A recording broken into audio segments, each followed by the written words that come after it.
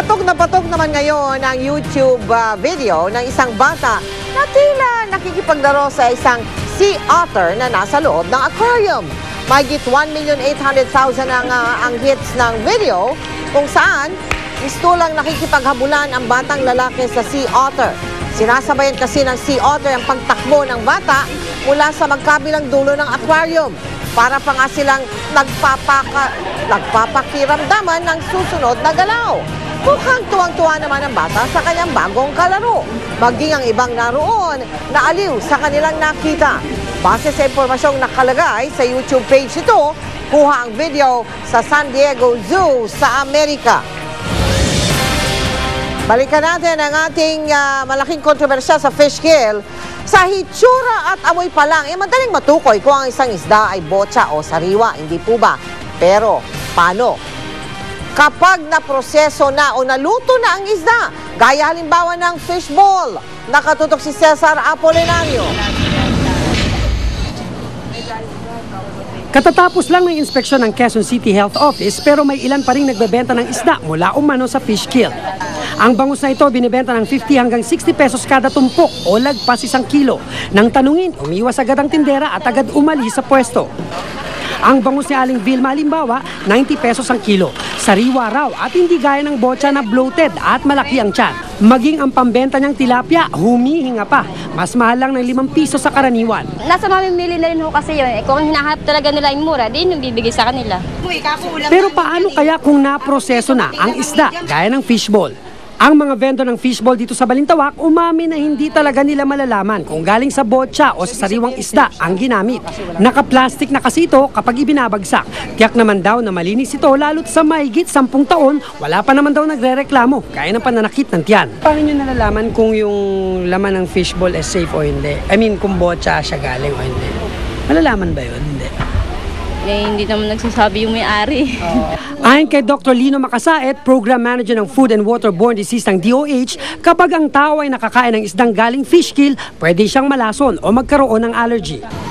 Sabi naman ng BIFAR, hindi gumagamit ng isdang galing fish kill sa paggawa ng fishball. Most of the fishball actually, wala namang fish doon, patis lang yun.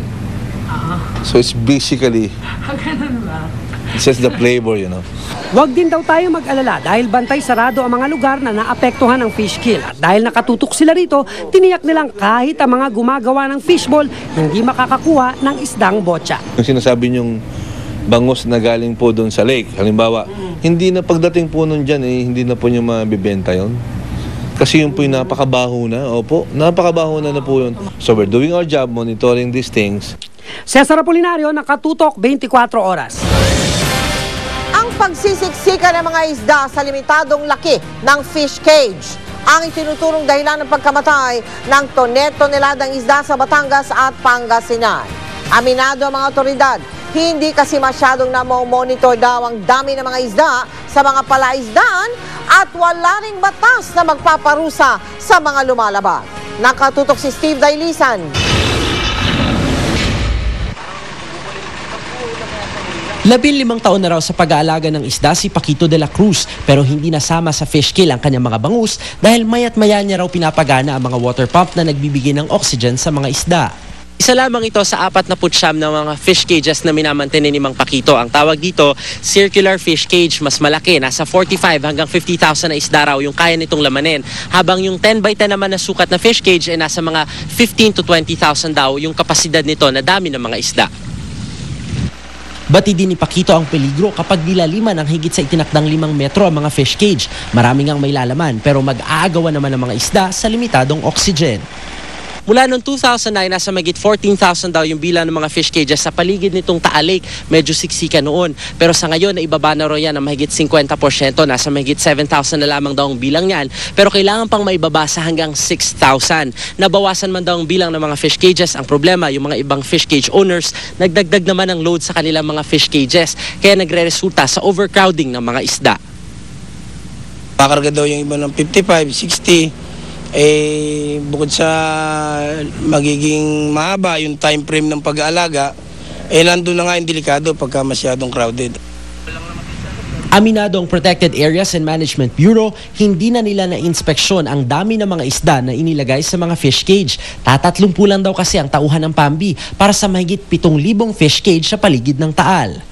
Nakita naman natin na nagpapatunay na sobra-sobra talaga yung stocking na ginawa nila.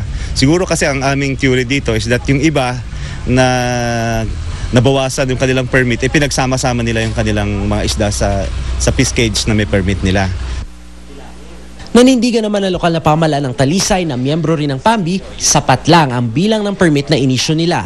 Pero aminado rin silang mahirap ang pagmumonitor kung sobra-sobrang inilalagay na isda sa isang fish cage. Sa dami ng cages, paano mo ba malalaman na ari 50,000? Aring nihulog binilagay nila ganun karami. Siguro talaga magiging stricto na yung monitoring this come to 2012.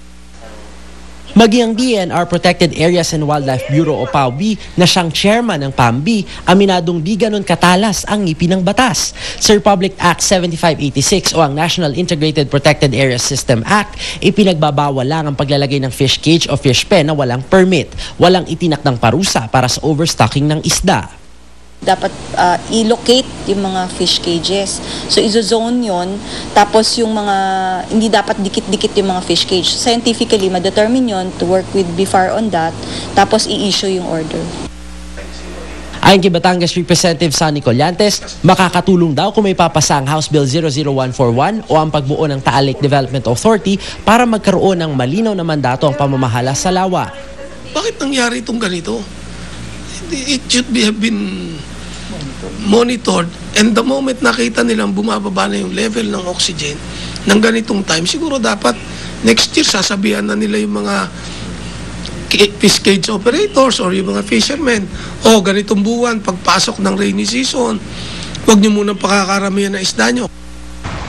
Sagot ng BIFAR, di raw sila nagkulang.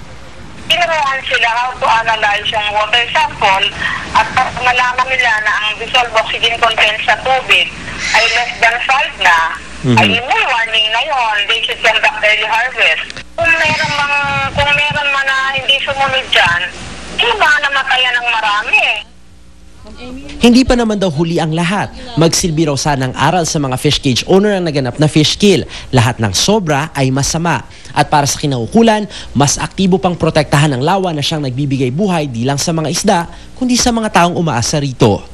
Mula rito sa Talisay, Batangas, Steve Delisa, Nakatutok, 24 Oras. Tuturod! Siklista na yan at taga New Zealand, nagtala ng panibagong world record, oh!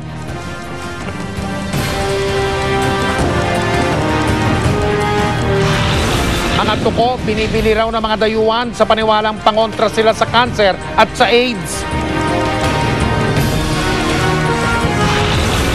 At isa sa mga pinakasikat sa NBA na si Shaquille O'Neal, titigil na nga ba sa pagbabasketball? Tutok lang dito mga kapuso, ito ang 24 Oras.